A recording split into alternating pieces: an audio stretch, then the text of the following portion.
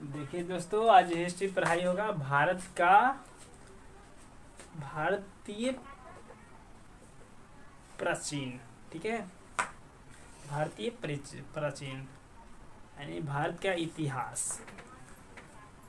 तो प्राचीन भारतीय इतिहास के स्रोत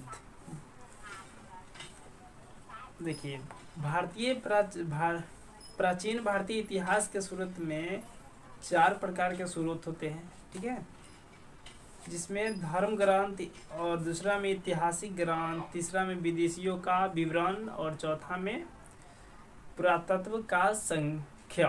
ठीक है, अब धर्म ग्रंथ के बारे में हम लोग पढ़ते हैं। ठीक है, तो धर्म ग्रंथ ऐतिहासिक ग्रंथ से मिलने वाली संपूर्ण जानकारी। ठीक है, उसमें भारत का प्राचीन धर्म ग्रंथ वेद है, जिसके संकलन महर्षि कृष्ण हृदय वेद व्यास को माना जाता है। वेद व्यास और कूटनीति का उपदेश होता है। भारतीय परंपरा वेदों का संग्रहालय होती है।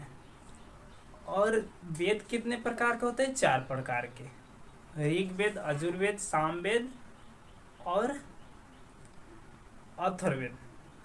तो ऋग्वेद जो होती है, ऋग्वेद भी मतलब ऋग्वेद में होती है जो कि मंडल की संख्या होती है, और मंडल की संख्या होती है, श्रुति की संख्या होती है, रचनाएं की संख्या होती है ऋग्वेद में।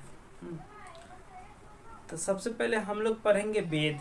ठीक है, वेद कितने प्रकार के होते हैं? 4 प्रकार के। 4 प्रकार के वेद होते कौन कौन? ऋग्वेद 1 नंबर में, दूसरा में यजुर्वेद, तीसरा में सामवेद, चौथा में अथर्ववेद। ठीक है, अब हम लोग चलते हैं। अब 4 वेदों का संहिता होता है। अब ऋग्वेद में हम लोग चलते हैं। ऋग्वेद में संग्रहालय को ऋग्वेद कहा जाता है, जिसमें मंडलों की संख्या कितनी होती है? 10। मंडलों की संख्या कितनी होती है? 10। और श्रुति की संख्या कितनी? 1028। कितने होते हैं? 1028। और रचनाएं की संख्या कितनी होती है? 10,462। ठीक है, तब ऋग्वेद में जो वेदों की संख्या जो होती है, उसमें सबसे इम्पोर्टेंट जो होती है कौन होता है? तो वेदों की संख्या में जो होती है, जैसे स्रोत, तब भारत का प्राचीन काल का स्रोत जो होती है, 4 स्रोत होती है। ठीक है, 4 स्रोत होती है। कौन कौन होता है? पहला धर्म ग्रंथ, दूसरा ऐतिहासिक ग्रंथ, और तीसरा विदेशियों का विवरण, चौथा पुरातत्व संबंधित का लक्ष्य।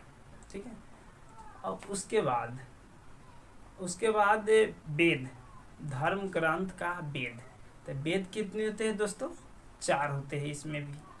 तो हमको वेद 4 होता है, चारों इम्पोर्टेंट है और चारों याद कर लेना है। ठीक है, तो वेद 4 होता है, ऋग्वेद, यजुर्वेद, सामवेद और अथर्ववेद। ठीक है, अब हम लोग ऋग्वेद में चलते हैं। पहला ऋग्वेद में चलते हैं। तो ऋग्वेद में जो मंडलों की संख्या होती है वो कितने हैं? 10। कितने हैं? 10 है। और स्रोतों की संख्या कितनी है? 10,128। स्रोतों की संख्या 10,128 होती है। रचनाएं की संख्या 10,462 होती है। ठीक है, तो जितना है इम्पोर्टेंट है। और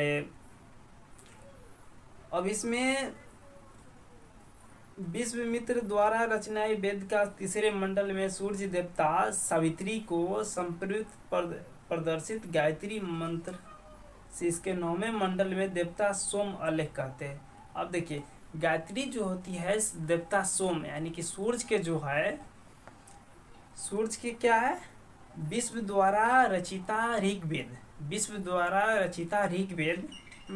जो तीसरे मंडल में सूर्य देवता को क्या कहते हैं हम लोग? सावित्री को प्रदर्शित किया जाता है।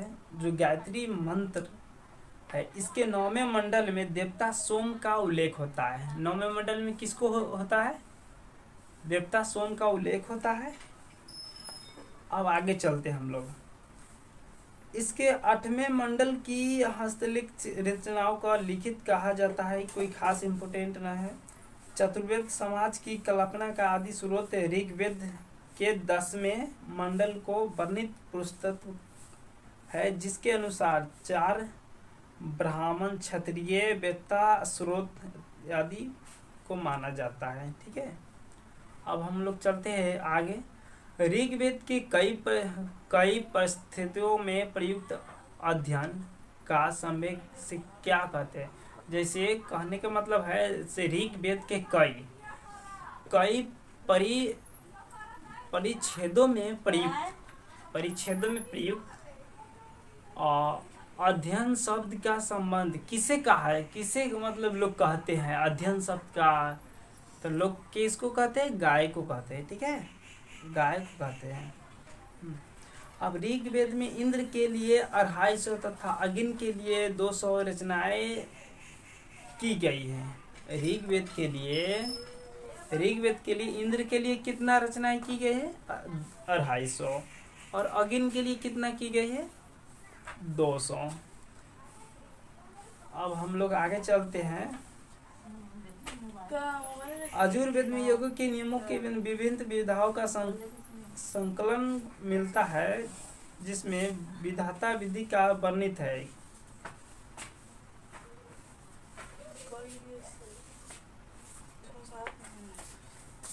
यजुर्वेद में स्वर्ण पाठ के लिए मंत्री का बलि के समझ अनुपम के लिए नियुक्त का संकलन यजुर्वेद कहा जाता है।